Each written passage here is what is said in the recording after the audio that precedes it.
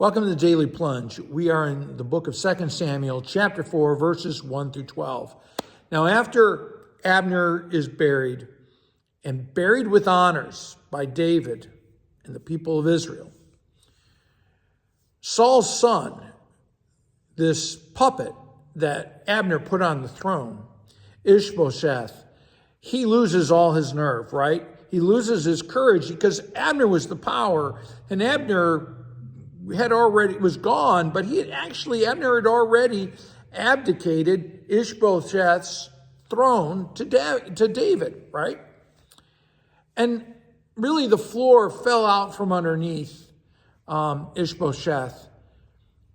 But what's interesting, there was this negotiated settlement. There was no indication that David had bore any real grudge against this Saul's son.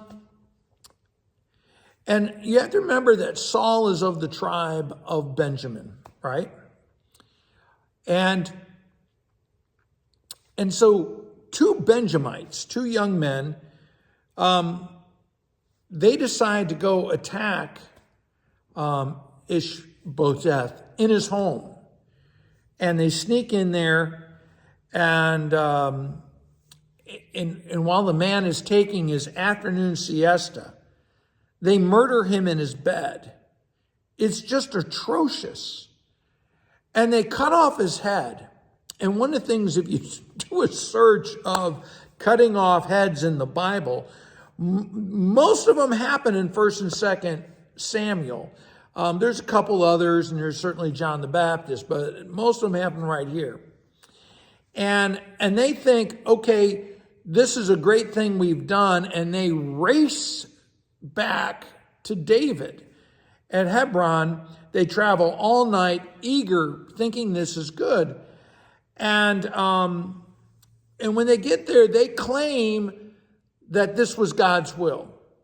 They claim, we have done what God has wanted. We cut off his head and we brought it to you. And what they are doing is they are blaspheming, right? Because God didn't want any of this. But they are using the Lord's name to justify their evil. I want you to think about that. Here we have it. They are proclaiming a word, saying it's a word from God, but it's not.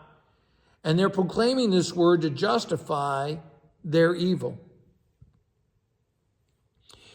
And so they are breaking the second commandment. Whenever we speak God's name and we use it in a way that is contrary to his word, contrary to his will, contrary to his character, we blaspheme. And we deserve what happens to us when we do that. It will not be good to lie about the character of who God is and what God's purposes is, to lie about his kingdom. His kingdom is not a place where we execute our enemies, but rather where we bring about resolution, right? And so David has these two men executed as murderers. He executes justice on these two wretched murderers. And he has Ishbosheth's head buried with Abner, which is kind of interesting. But it's his way of honoring him. Now, there's another note in here about Jonathan, Saul's son.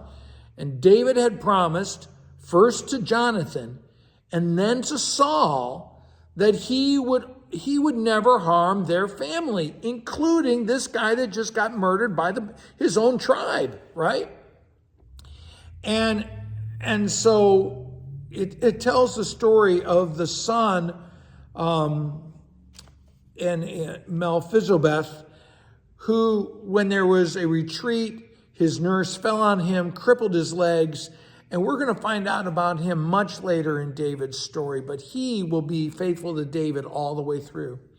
Well, thanks, friends. Have a blessed day.